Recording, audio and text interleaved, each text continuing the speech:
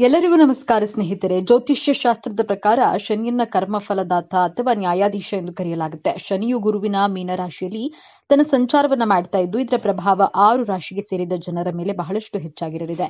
ಇದರಿಂದಾಗಿ ಈ 6 ರಾಶಿಗೆ ಸೇರಿದ ಜನರು ತಮ್ಮ ಜೀವನದಲ್ಲಿ ಸಾಕಷ್ಟು ಮಹತ್ವಪೂರ್ಣವಾದ ಬದಲಾವಣೆಗಳನ್ನು ಹೊಂದುವರು. ಜ್ಯೋತಿಷ್ಯ ಶಾಸ್ತ್ರದ ಪ್ರಕಾರ 2026 ವರ್ಷದಲ್ಲಿ 6 ರಾಶಿಗೆ ಸೇರಿದ ಜನರ ಜೀವನದ ಮೇಲೆ ಸಾಕಷ್ಟು ಸಕಾರಾತ್ಮಕ ಮತ್ತು ನಕಾರಾತ್ಮಕ ಎರಡೂ ರೀತಿಯ ಪ್ರಭಾವವನ್ನು ಶನಿಯು ಬೀರಲಿದ್ದಾನೆ.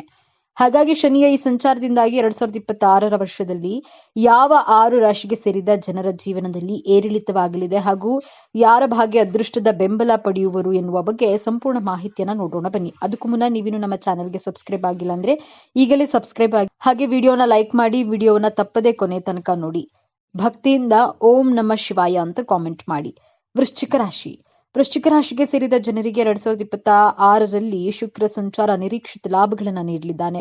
ವೃತ್ತಿಯಲ್ಲಿ ಏಳಿಗೆ, ಆರ್ಥಿಕ ಲಾಭ, ಕೌಟುಂಬಿಕ ನೆಮ್ಮದಿಯನ್ನ ಶುಕ್ರದೇವ ಹೊತ್ತು ತರಲಿದ್ದಾನೆ. ಈ ಹಿಂದೆ ಇದ್ದ ಆರ್ಥಿಕ ಸಮಸ್ಯೆಗಳೆಲ್ಲವೂ ದೂರವಾಗಿ ನೆಮ್ಮದಿಯ ಜೀವನವನ್ನ ನೀವು ನಡೆಸುವಿರಿ. ನಿಮ್ಮ ಆಸೆಗಳು ಈಡೇರಿಸುವಂತಹ ಸಮಯ ಇದಾಗಿದೆ. ಜೊತೆಗೆ ಶುಕ್ರದೇವ ಗೃಹ ಸೌಖ್ಯವನ್ನ ನೀಡಲಿದ್ದಾನೆ. ಹೊಸ ವಾಹನ ಅಥವಾ ಮನೆಗೆ ಬೇಕಾದ ವಸ್ತುಗಳನ್ನ ಖರೀದಿಸುವ ಯೋಗ ನಿಮ್ಮನ್ನ ಹುಡುಕಿಕೊಂಡು ಬರುವುದು. ಕುಟುಂಬದಲ್ಲಿನ ಹಿರಿಯರ ಆರೋಗ್ಯ ಉತ್ತಮವಾಗಿರಲಿದೆ. ಅವರೊಂದಿಗೆ ನಿಮ್ಮ ಬಾಂಧವ್ಯ ಗಟ್ಟಿಯಾಗುವುದು. ಕುಟುಂಬದಲ್ಲಿ ಶಾಂತಿ, ನೆಮ್ಮದಿ ಮತ್ತು ಸಂತೋಷ ನೆಲೆಸುತ್ತದೆ. ಅಲ್ಲದೆ ಸಂಗಾತಿಯೊಂದಿಗಿನ ಮನಸ್ತಾಪಗಳು ದೂರವಾಗಿ ನೆಮ್ಮದಿಯ ಜೀವನವನ್ನ ನೀವು ನಡೆಸುವಿರಿ. ಶತ್ರುಗಳ ಕಾಟಕ್ಕೆ ಶುಕ್ರದೇವನಿಂದ ಬ್ರೇಕ್ ಬೀಳಲಿದೆ. ಆದರೆ ಪ್ರಯಾಣ ಮಾಡುವಾಗ ಜಾಗರೂಕರಾಗಿರಿ. ಸಾಲ ನೀಡುವಾಗ ಎಚ್ಚರ. ಇದರಿಂದಾಗಿ ಆರೋಗ್ಯಕ್ಕೆ ಸಂಬಂಧಿಸಿದಂತೆ ನಿಮಗೆ ಸಾಕಷ್ಟು ಸಮಸ್ಯೆಗಳು ಎದುರಾಗುವ ಸಂಭವವಿದೆ. ಈ ಅವಧಿಯಲ್ಲಿ ಈ ರಾಶಿಗೆ ಸೇರಿದ ಜನರು ತಮ್ಮ ವಿರೋಧಿಗಳ ವಿರುದ್ಧ ಬಹಳ ಎಚ್ಚರಿಕೆಯಿಂದ ಇರಬೇಕಾಗುತ್ತೆ. ಈ ಅವಧಿಯಲ್ಲಿ ಕೆಲಸವನ್ನ ಮಾಡುವ ಈ ರಾಶಿಗೆ ಸೇರಿದ ಜನರಿಗೆ ಯಶಸ್ಸು ದೊರಕಬಹುದು. ಆದರೆ ಇದಕ್ಕಾಗಿ ನೀವು ಕಠಿಣ ಪರಿಶ್ರಮ ಪಡುವುದು ಅಗತ್ಯ. ಧನುರಾಶಿಗೆ ಸೇರಿದ ಜನರಿಗೆ 2026ರಲ್ಲಿ ಈ ಸಮಯದಲ್ಲಿ ಧನುರಾಶಿಯವರು ಬಾಳು ಬಂಗಾರವಾಗಲಿದೆ. ಸಕಲ ಐಶ್ವರ್ಯಗಳು ಶುಕ್ರನ ಸಂಚಾರ ಕರುಣಿಸಲಿದೆ. 3ನೇ ಮನೆಯಲ್ಲಿ ಶುಕ್ರನ ಸಂಚಾರ ನಿಮ್ಮ ಸಂವಹನ ಕೌಶಲ್ಯವನ್ನು ಹೆಚ್ಚಿಸುವುದು. ಕೃಷಿ, ರೈಲ್ವೆ, ಫ್ಯಾಷನ್ ಡಿಸೈನಿಂಗ್, ವೈದ್ಯಕೀಯ, ಕಲಾ, ಚಲನಚಿತ್ರೋದ್ಯಮ, ಕ್ರೀಡೆ, ರಾಜಕೀಯದಲ್ಲಿ ಇರುವವರಿಗೆ ಸಂಪತ್ತು ಹರಿದು ಬರಲಿದೆ. ನಿಮ್ಮ ಮಾತಿನಿಂದಲೇ ಅನೇಕ ಕಾರ್ಯಗಳನ್ನ ಸಾಧಿಸುವಿರಿ. ಸಣ್ಣ ಮತ್ತು ಆಹ್ಲಾದಕರ ಪ್ರಯಾಣ ಮಾಡುವ ಅವಕಾಶವನ್ನ ಸಿಗಲಿದೆ. ಸಹೋದರರ ಜೊತೆಗೆ ಅಥವಾ ಸಹೋದರಿಯರೊಂದಿಗೆ ಸಂಬಂಧಗಳು ಮಧುರವಾಗಲಿವೆ. ನಿಮ್ಮ ಎಲ್ಲಾ ಆಸೆಗಳು ಈಡೇರುವಂತಹ ಸಮಯ ಇದಾಗಿದೆ. ದೀರ್ಘಕಾಲದಿಂದ ಮದುವೆ ನಿರೀಕ್ಷೆಯಲ್ಲಿರುವವರಿಗೆ ವಿವಾಹವಾಗುವ ಯೋಗ ಕೂಡಿ ಬರಲಿದೆ. ಏಕಾಂಗಿಯಾಗಿರುವವರಿಗೆ ಪ್ರೀತಿ ಚಿಗುರೊಡೆಯಬಹುದು. ಅಲ್ಲದೆ ಕುಟುಂಬದಲ್ಲಿದ್ದ ಹಣಕಾಸಿನ ಮನಸ್ತಾಪಗಳು ದೂರವಾಗಿ ನೆಮ್ಮದಿಯ ಜೀವನವನ್ನ ನೀವು ನಡೆಸುವಿರಿ. ಹಾಗಾಗಿ ಈ ಅವಧಿಯಲ್ಲಿ ನೀವು ಹಣಕಾಸಿಗಾಗಿ ಸಂಬಂಧಿಸಿದಂತೆ ಸಾಕಷ್ಟು ಲಾಭಗಳನ್ನು ಪಡೆಯುವ ಯೋಗ ನಿರ್ಮಾಣಗೊಳ್ಳುವುದು. ಈ ಅವಧಿಯಲ್ಲಿ ಧನುರಾಶಿಗೆ ಸೇರಿದ ಜನರು ಮಕ್ಕಳು ಮತ್ತು ಶಿಕ್ಷಣಕ್ಕೆ ಸಂಬಂಧಿಸಿದ ಕ್ಷೇತ್ರದಲ್ಲಿ ಉತ್ತಮ ಫಲಿತಾಂಶಗಳನ್ನು ಪಡೆಯುವರು. ಹಾಗೆ ಪ್ರೇಮ ಸಂಬಂಧ ಮತ್ತು ಆರೋಗ್ಯಕ್ಕೆ ಸಂಬಂಧಿಸಿದಂತೆ ಈ ಅವಧಿಯಲ್ಲಿ ನೀವು ಸಾಕಷ್ಟು ಕಾಳಜಿಯನ್ನ ವಹಿಸುವುದು ಉತ್ತಮ. ಮೇಷರಾಶಿಗೆ ಸೇರಿದ ಜನರಿಗೆ 2026ರಲ್ಲಿ ಶನಿಯು ಮೀನರಾಶಿಯಲ್ಲಿ ಚಲಿಸುವುದರ ಮಿಶ್ರ ಪ್ರಭಾವವು ಬೀರಲಿದೆ. ಈ ಅವಧಿಯಲ್ಲಿ ಕಠಿಣ ಪರಿಶ್ರಮ ಮತ್ತು ಧೈರ್ಯದ ಪೂರ್ತಿ ಫಲವನ್ನ ಮೇಷರಾಶಿಗೆ ಸೇರಿದ ಜನರು ಪಡೆಯಲಿದ್ದಾರೆ. ಈ ಅವಧಿಯಲ್ಲಿ ನೀವು ಹಳೆಯ ವಿಚಾರಗಳಿಂದ ಹೆಚ್ಚಿನ ಪಾಠವನ್ನ ಕಲಿಯುವಿರಿ. ಈ ಅವಧಿಯಲ್ಲಿ ಮೇಷರಾಶಿಗೆ ಸೇರಿದ ಜನರು ಸಹನೆಯಿಂದ ಜೀವನವನ್ನ ನಡೆಸುವುದು ಅಗತ್ಯ. ಈ ವರ್ಷವು ನೀವು ನಿಮ್ಮ ಪ್ರಯತ್ನಗಳಿಗೆ ತಕ್ಕಂತೆ ಫಲಿತಾಂಶವನ್ನ ಪಡೆಯುವಿರಿ. ಈ ರಾಶಿಗೆ ಸೇರಿದ ಜನರು ತಮ್ಮ ಕೆಲಸದ ಸ್ಥಳದಲ್ಲಿ ತಮ್ಮದೇ ಆದಂತಹ ಹೆಸರನ್ನ ಗಳಿಸುವಲ್ಲಿ ಯಶಸ್ಸನ್ನ ಕಾಣುವರು.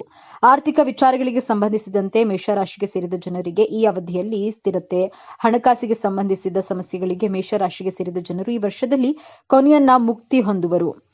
ಆದರೆ ಇದರ ಪರಿಣಾಮವನ್ನು ನಿಧಾನವಾಗಿ ಆಗಲಿದೆ. ಈ ಅವಧಿಯಲ್ಲಿ ಮೇಷರಾಶಿಗೆ ಸೇರಿದ ಜನರು ಮಾನಸಿಕ ಶಾಂತಿ ಹೊಂದುವರು. ಈ ವರ್ಷ ಮೇಷರಾಶಿಗೆ ಸೇರಿದ ಜನರು ತಮ್ಮ ಬಗ್ಗೆ ಹೆಚ್ಚಿನ ಗಮನವನ್ನು ನೀಡಬೇಕಾಗುತ್ತೆ. ಹಾಗೆ ಈ ಸಮಯದಲ್ಲಿ ನೀವು ಬೇರೆಯವರ ವಿಚಾರಗಳಿಗೆ ಗಮನ ನೀಡದೇ ಇರುವುದು ಒಳ್ಳೆಯದು. ಈ ವರ್ಷ ಮೇಷರಾಶಿಗೆ ಸೇರಿದ ಜನರ ಆತ್ಮವಿಶ್ವಾಸವು ನಿಮ್ಮ ದೊಡ್ಡ ಶಕ್ತಿಯಾಗುವುದು ಖಂಡಿತ. ಹಾಗೆ ಈ ಅವಧಿಯಲ್ಲಿ ನಿಮಗೆ ಹಳೆಯ ಚಿಂತೆ ಹಾಗೂ ಕಷ್ಟಗಳಿಂದ ಮುಕ್ತಿಯನ್ನ ಪಡೆಯಲು ಅತ್ಯುತ್ತಮವಾದ ಮಾರ್ಗಗಳು ಗೋಚರಿಸುವುದು. ಈ ವರ್ಷದಲ್ಲಿ ಮೇಷರಾಶಿಗೆ ಸೇರಿದ ಜನರು ಹೊಸ ಜೀವನವನ್ನ ಶುರು ಮಾಡಬಹುದಾಗಿದೆ. ಕುಂಭರಾಶಿಗೆ ಸೇರಿದ ಜನರಿಗೆ 2026ರಲ್ಲಿ ಶನಿಯ ಸಂಚಾರವು ವಿಶೇಷವಾಗಿ ಹೆಚ್ಚು ಪ್ರಭಾವಶಾಲಿಯಾಗಿರಲಿದೆ. ಈ ರಾಶಿಗೆ ಸೇರಿದ ಜನರು ತಮ್ಮ ಜೀವನದಲ್ಲಿ ದೊಡ್ಡ ಬದಲಾವಣೆಯನ್ನ ಈ ಸಂದರ್ಭದಲ್ಲಿ ಹೊಂದುವರು. ಈ ವರ್ಷ ಕುಂಭರಾಶಿಗೆ ಸೇರಿದ ಜನರು ತಮ್ಮ ಎಲ್ಲಾ ಜವಾಬ್ದಾರಿಗಳನ್ನ ಯಶಸ್ವಿಯಾಗಿ ಪೂರ್ಣಗೊಳಿಸುವರು.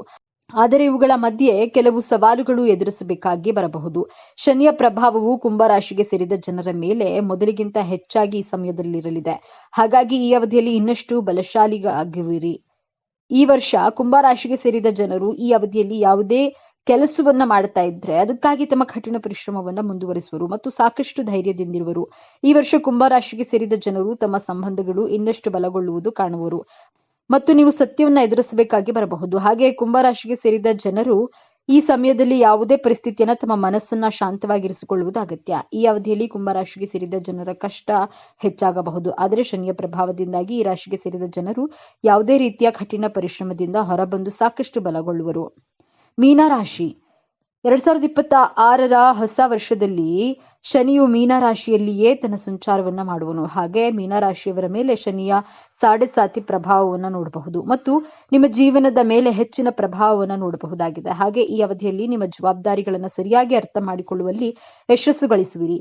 ಈ ವರ್ಷ 7.5 ಪ್ರಭಾವ ನಿಮ್ಮ ಮೇಲೆ ಇರುವುದರಿಂದಾಗಿ ಮೀನರಾಶಿಗೆ ಸೇರಿದ ಜನರು ತಮ್ಮ ಗುರಿಯನ್ನ ತಲುಪಲು ಕಠಿಣ ಪರಿಶ್ರಮವನ್ನ ಮಾಡುವುದರಿಂದ ಯಶಸ್ಸು ಗಳಿಸುವ ಸಂಭವ ಹೆಚ್ಚಾಗಿರುವುದು. ಈ ಅವಧಿಯಲ್ಲಿ ನೀವು ನಿಮ್ಮ ಯೋಜನೆಗಳಿಗಾಗಿ ಹೆಚ್ಚಿನ ಗಮನವನ್ನ ನೀಡುವಿರಿ. ಭಾವನಾತ್ಮಕವಾಗಿ ಈ ವರ್ಷ ಮೀನರಾಶಿಗೆ ಸೇರಿದ ಜನರು ಜೀವನದಲ್ಲಿ ಮುಂದೆ ಸಾಗುವರು.